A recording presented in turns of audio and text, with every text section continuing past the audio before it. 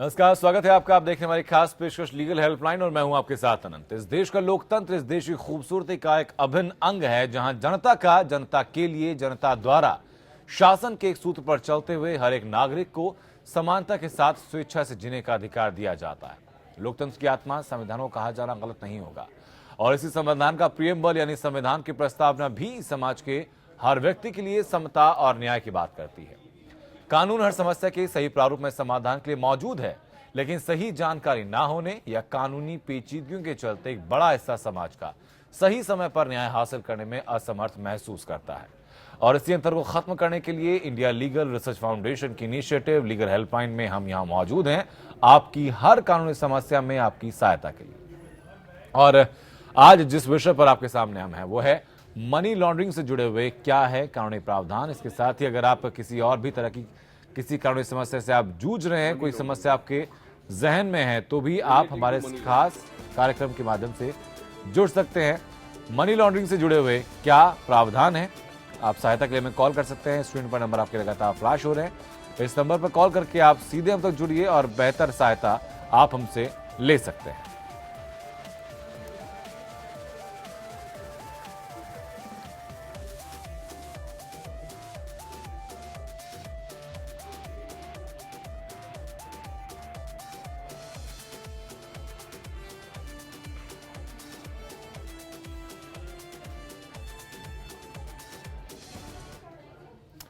और इस मसले पर बेहतर जानकारी के लिए हमारे साथ मौजूद है अनिल अग्रवाल जी, जो कि पूर्व चेयरमैन हैं आप उत्तर भारत में ICAI के। सर, बहुत स्वागत आपका शो के दौरान।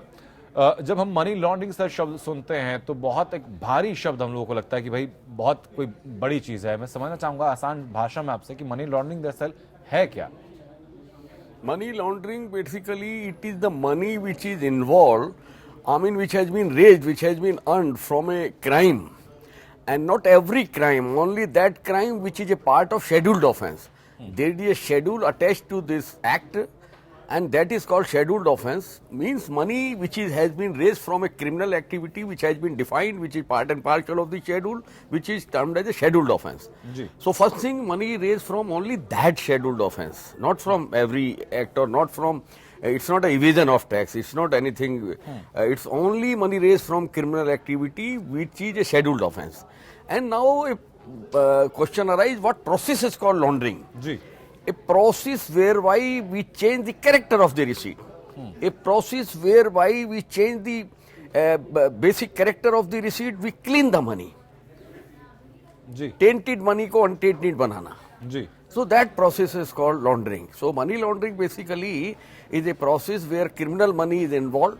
There are two crimes, and every transaction we have to read in a two conditions must be satisfied cumulatively. Means every transaction has constitute their offence as per section 3 of PMLA. Means first thing, he must have committed a crime, is a scheduled offence, must have raised money from that offence, and he has laundered that money. If both conditions are satisfied, then it can be invoked. ठीक है sir, मैं थोड़ी सी दरख्वास्त मेरी आपसे रहेगी कि हम हिंदी में ज्यादा बात करें, क्योंकि दर्शक जो हिंदी भाषी हैं। और जो शेड्यूल ऑफेंस की जो आपने बात की है, मैं शेड्यूल ऑफेंस की समझना चाहूंगा सर, ये चीज क्या होती है? शेड्यूल्ड ऑफेंस में देखिए 156 शेड्यूल्ड ऑफेंस हैं। जैसे फॉर एग्जांपल आप ये कह सकते हैं कि insider trading is a scheduled offence.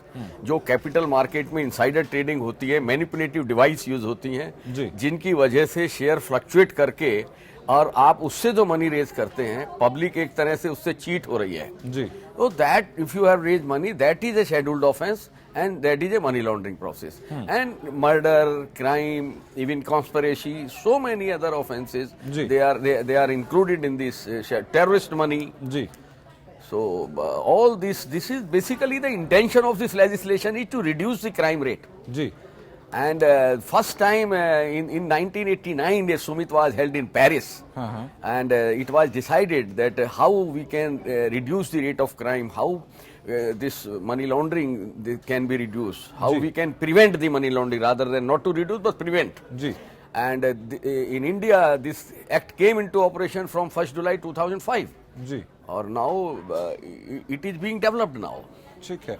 Sir यानी कि अगर आसान भाषा में समझा जाए तो किसी भी गैर कानूनी काम के द्वारा जो पैसा लिया जाता है उस पैसों को फिर जो वैध बनाने की जो प्रक्रिया होती है Correct. उसको You have used the right word. वैध बनाने के लिए जो उसमें उसको मनी लॉन्ड्रिंग कहते हैं। Yes. लेकिन सर फिर अब यहाँ पर सवाल ये उठता है कि फिर इस चीज को हम ट्रैक कैसे करते हैं कि किस पैसे को वैध बनाया गया है, जो आपने कहा कि टेंटेड मनी को देखिए अनटेंटेड ये किया आप क्या जाता है। करेंगे, आप एक ट्रेल पे जाएंगे। हाँ। आप ट्रेल पे जाएंगे और आप ये देखेंगे जो पैसा मेरे बैंक में किसी के बैंक में पड़ा हुआ है उस पैसे वो कहाँ से आया है, इसका सोर्स क्या रहा है। जी। अभी आज देखिए इतनी हम कह रहे हैं कि 100 कंपनी बनाई उसने जी। और 100 कंपनी बना करके उसने इतना पैसा कन्वर्ट कर दिया। वो एक that is only evasion of tax. जी। That is not a scheduled offence, that is only a evasion of tax. He has evaded tax. Now, whether he has raised money from criminal activity or not, that has to be examined. Only then it will be a money laundering. ठीक है।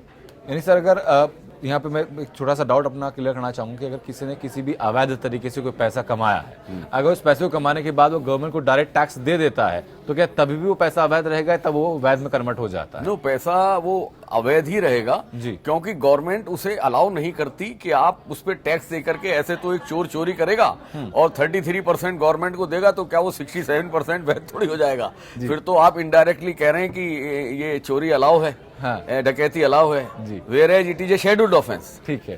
तो ये तो scheduled offence है, ये तो crime है। हाँ ठीक है। तो सर तमाम चीजें की जाती हैं तो दो यहाँ पे चीजें होती हैं। हमने पहले हमने सोचा था कि भाई शायद अगर टैक्स भर कर आपको वैध कर सकते हैं, लेकिन अगर टैक्स देकर भी वो चीजें वैध नहीं हो सकती तो उसके बावजूद फिर उनको वैध कैसे किया जाता है? प्रोसेस उसका क्या रहता है? यस, वो उसका सोर्स छिपाया जाता है जी। बेसिक उसका जो सोर्स है उसको दूसरे सोर्स से दिखाया जाता है। फॉर एग्जाम्पल, अगर एक ये जो एकोमोडेशन एंट्री का आजकल बहुत चल रहा है जी। एकोमोडेशन एंट्री में अगर एक बिजनेसमैन ने सिर्फ टैक्स बचाकर टैक्स ही नहीं दिया है, पैसा कमा लिया है नंबर 2 में और उसने एक एकोमोडेशन एंट्री ले ली है, that is not a money laundering. लेकिन वही काम अगर एक ऑफिसर जो कि करप्शन एक्ट में इन्वॉल्व है, जो कि ब्राइब है, अगर वहां से पैसा आता है, चूंकि वो क्राइम की प्रोसीड है, वो अगर एकोमोडेशन एंट्री ले लेता है, obviously that is a money laundering. हाँ ठीक है। सर एक जैसे आपने बात की बिजनेस की, तो जो प्रॉपर्टी जो रियल एस्टेट के जो बिजनेस जो लोग करते हैं, कमीशन बेस्ड पूरा बिजनेस होता है। आप कैश में भी कमीशन आता है, चेक से भी कमीशन आता है। किसी को कैश में कमीशन मिला है तो कानून की निगाह में तो वो उस पैसे का रिकॉर्ड कहीं है नहीं, तो फिर उसको फिर वो कैसे वाइट दिखा सकता है? नहीं, वाइट दिखाना, उसने वाइट दिखाना ही नहीं है, वो दिखाता ही नहीं है क्योंकि वो पैसा तो एक सिस्टम बना हुआ है प्रॉपर्टी परचेज का। जी। इसको मैं लीगल तो सिस्टम नहीं कह रहा, मैं ये कहना चाह रहा हूँ कि एक चला आ रहा है और जो भी रेशो है 50-50 या जिस तरह से भी होता है, जो भी लोग खरीदते हैं जी, तो वहां पर अगर एक रेशो जा रही है तो वो अनअकाउंटेड मनी जा रही है और वो आगे भी अनअकाउंटेड यूज हो रही है, वो टैक्स नेट में आ ही नहीं रही। अगर वो टैक्स नेट में कहीं भी आ रही है तो उसका सोर्स छिपा के आ रही है, उस तरह से आ रही है जी। तो यहाँ चूंकि क्राइम की कोई प्रोसीड नहीं है, इसलिए ये मनी लॉन्ड्रिंग नहीं है। जी। यहाँ कोई नार्कोटिक ड्रग्स एक्टिविटी नहीं है, यहाँ कोई टेररिज्म नहीं है, यहाँ किसी तरह की ऐसी एक्टिविटी नहीं है जिसके लिए मनी लॉन्ड्रिंग एक्ट बना है। हाँ ठीक है। जो आपने कहा सर कि इसमें मनी लॉन्ड्रिंग में हम प्रिवेंट कर सकते हैं मनी लॉन्ड्रिंग को, क्राइम रेट रिड्यूस करने के लिए, तो वो हम कैसे कर सकते हैं? उसके लिए अलग से हमारे पास कोई डिपार्टमेंट है? हाँ, कैसे obviously enforcement directorate which is functioning with in the authority of revenue secretary and ministry of finance, they are the people who invoked, who implement this act, Prevention of Money Laundering Act. They administer 2 acts basically, FEMA and this PMLA. जी।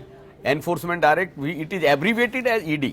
जी, प्रवर्तन निदेशालय जिसको हम लोग बोलते हैं।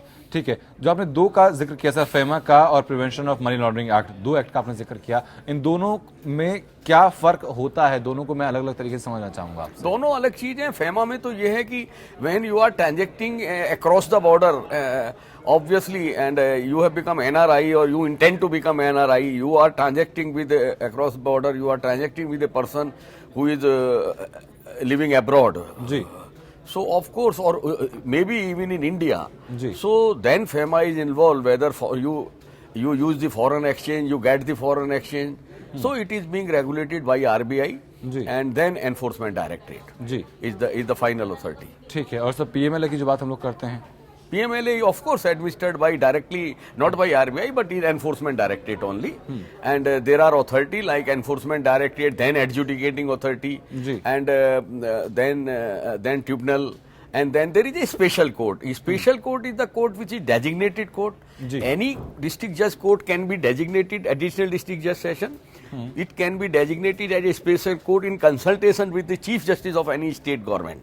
So little bit I can define exactly what just to apprise the viewers. Viewer को पता लगे कि ये है क्या मनी लॉन्ड्रिंग और इसमें बेसिकली देखिए क्या है, ये चूंकि दो ऑफेंस इन्वॉल्व हैं तब जाकर के ये मनी लॉन्ड्रिंग एक्ट इन्वॉक होता है, नहीं तो नहीं होता है। फॉर एग्जाम्पल मैं एक एग्जाम्पल देता हूँ।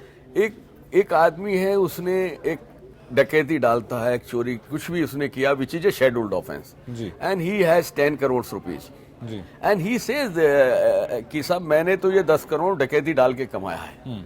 तो उस पे जो एक्ट लगेगा वो आईपीसी का ही लगेगा। उस पे अभी उसने लॉन्डर नहीं किया उस मनी को, वो साफ साफ बोल रहा है कि ये डकैती, I have raise this money from this criminal activity, he is not laundering that money. So यहाँ मनी लॉन्ड्रिंग एक्ट नहीं लगेगा। लेकिन once he claim it as if it is untainted, once he claim के साहब नहीं ये पैसा तो मैंने प्रॉपर्टी बेच के कमाया है, ये पैसा तो मैंने और सोर्स से कमाया है, मतलब सेल प्रोसीड है, ये मेरी सेल जनरेट हुई है, ये मेरा माल बिका है, then he has converted, he has tainted that money, he has laundered that money. So this is basically money laundering. ठीक है सर, इस वक्त हमारे साथ फोन लाइन के जरिए हमारे एक और मेहमान जुड़ चुके हैं, वीरेंद्र गांडा साहब जो कि सीनियर एडवोकेट हैं सुप्रीम कोर्ट में। सर बहुत स्वागत है आपका। मनी लॉन्ड्रिंग के ऊपर हम लोग सर चर्चा कर रहे हैं। मैं इसके लीगल एस्पेक्ट्स आपसे समझना चाहूंगा कि मनी लॉन्ड्रिंग को लेकर लीगल एस्पेक्ट्स हमारे क्या क्या हैं। इससे बेसिक जो एस्पेक्ट है उसको जिसमें आपको देखना है कि whether it's a money has been laundered और नॉट लॉन्डर्ड, बेसिकली उसमें तर्क ये है कि on the proceeds of the crime, अगर if some crime has been committed और उस क्राइम के रिजल्ट में कोई ऐसा अमाउंट आपके पास आया है कि फॉर एग्जांपल ड्रग स्मगलिंग है, या आपने कोई और क्राइम करके, आपको एक्सटॉर्शन करके आपने पैसा किसी से लिया है, या आपने किसी मर्डर करके कोई पैसा किसी ने उसके बतौर मतलब उसकी कंसिडरेशन ली है, तो that means there are the proceeds of crime. Correct. उस प्रोसीड्स ऑफ क्राइम से जो भी प्रॉपर्टी क्रिएट की है आपने eventually, that property is liable to be attend and confiscated. Now उसके लिए सेपरेट ट्रिब्यूनल बना हुआ है, एपीलेट ट्रिब्यूनल है, उसमें एनफोर्समेंट डायरेक्टरेट उसको प्रोसेस करता है, and if they say that yes these are the proceeds of crime, ये प्रॉपर्टी जो है प्रोसीड्स ऑफ क्राइम से आगे क्रिएट की गई है, that property is liable to be confiscation. तो उसमें वो सेक्शन 5 का नोटिफिकेशन आपको नोटिस इशू करता है। एपीलेट जो बोर्ड है यहाँ पे कि आजकल प्रेसिडेंट है, हाई कोर्ट जज रिटायर होके जस्टिस मनमोहन सिंह, तो वो उसको एडजुडिकेट करेंगे कि whether this property has been created out of proceeds of the crime. तो रियल फर्स्ट है प्रोसीड्स ऑफ द क्राइम से, whether this asset has been created proceeds of the crime. जी चलिए ठीक है, बहुत शुक्रिया सर आपका हम तक जुड़ने के लिए और बेहतर जानकारी इस मामले देने के लिए। अनिल जी आपके पास वापस मैं आऊंगा। दो चीजें यहाँ पर और सामने आती हैं, एक प्रिवेंशन और मनी लॉन्ड्रिंग एक्ट होता है, एक डिस्प्रोपोर्शनेट एसेट्स होते हैं, तो दोनों के जो होते हैं दोनों में डिफरेंस सर क्या होता है? देखिए पहले तो मैं ये एक्सप्लेन करूं, जैसे अभी सर ने बताया कि सेक्शन 5 में अटैचमेंट होती है, that is a provisional attachment, जी जो अभी हमारे सीनियर एडवोकेट साहब बता रहे थे। सेक्शन 5 में प्रोविजनल अटैचमेंट होती है। जो नोटिस इशू होता है वो इन्वेस्टिगेशन के लिए होता है, that is under section 50 of the PMLA। और अंडर सेक्शन 11 जो नोटिस इशू होता है, जो एडजुडिकेटिंग अथॉरिटी करती है, वो अलग चीज है, लेकिन नोटिस जो ED से इशू होता है वो दैट इज अंडर सेक्शन 50। जी आपने पूछा कि मनी लॉन्ड्रिंग में और डिस्प्रोपोर्शनेट एसेट, इसमें क्या डिफरेंस है? जी देखिए डिस्प्रोपोर्शनेट एसेट ये है कि एक प्रोपोर्शन है कि मेरी इनकम हर साल से 10 करोड़ है, जी और 4 साल में 40 करोड़ होती है, और उसमें इंटरेस्ट वगैरह मिला के ये तो समझ आता है कि 50 करोड़ मेरी एसेट हो सकती है, जी लेकिन अगर वही एसेट्स मेरी 60 करोड़ हो जाती हैं, जी तो 10 करोड़ इज डिस्प्रोपोर्शनेट। जी सो वो जो डिस्प्रोपोर्शनेट है, मुझे I have to justify because I have represented cases of the bureaucrat before the CBI जी। So I know much better, I know this what you are asking जी। So ये disproportionate में I have to justify जी। what was the source, whether it was from a legal source, whether it is out of my income, or whether I have multiplied my income, my accumulation of money in geometric progression, and as a result of that I have purchased these assets. So then if I satisfy to the authority, then it become proportionate. It is proportionate to my income. ठीक है। तो sir क्या chances रहते हैं कि जो DA का जो केस होता है वो इन्वेस्टिगेशन होते होते वो पीएमएलए के केस में भी कन्वर्ट हो सकता है? श्योर पर्टिकुलरली ब्यूरोक्रेट के लिए तो यही है। क्योंकि उनका जो सोर्स है, अगर वो उसे नहीं माना जाता, नहीं बता पाते, तो ये प्रिजम्पशन है लॉ में जी कि ऑब्वियसली कि भाई it is from a crime और इट इज ए ब्राइब, और चूंकि उनके ऊपर डिस्प्रोपोर्शनेट एसेट का चार्ज लगाया गया है जी, उनके ऊपर कहीं ना कोई चार्ज लगा के चार्जशीट फाइल की गई है, तो फिर वो जस्टिफाई हो जाता है। ठीक है सर, जो आपने कहा कि 1 जुलाई 2005 से इनैक्ट ये हुआ था, इससे पहले की परिस्थितियां क्या थी? इस स्पेशल एक्ट की जरूरत हम लोगों को क्यों पड़ी? देखिए, अगर हम इसकी हिस्ट्री में जाएं, हिस्ट्री में तो ये even in the most, I don't name the country, but in the top most country of the world, in the most developed country of the world, professional used to advertise their professional services, and they used to advertise their services by giving advertise in the leading newspaper that we charge 2% professional charges to convert black into white. जी। And that then it was realized later on that this is ruining the economy. This is detrimental to the growth of the economy. Later on it was realized by the developed country, and this is an act which only developed country can afford. आप अगर पाकिस्तान में और बांग्लादेश में in country में जाएंगे, वहां तो लोगों को यही पता नहीं है कि अगर टीडीएस जो कटता है वो समझते हैं बस टैक्स जमा हो गया। Sorry, I should not name the country, but I am telling you, developed country में ये एक्ट सर्वाइव करता है, सस्टेन करता है जी, and we are most developed country. ठीक है सर, एक चीज मैं और समझना चाहूंगा सर, ये हम लोग मान रहे हैं कि जो मनी लॉन्ड्रिंग की जो जितनी भी चीजें होती हैं वो इकोनॉमी को इफेक्ट करती हैं, लेकिन वो कैसे इफेक्ट करती हैं? कैसे इफेक्ट करती है sir? For example capital market को देख लीजिए।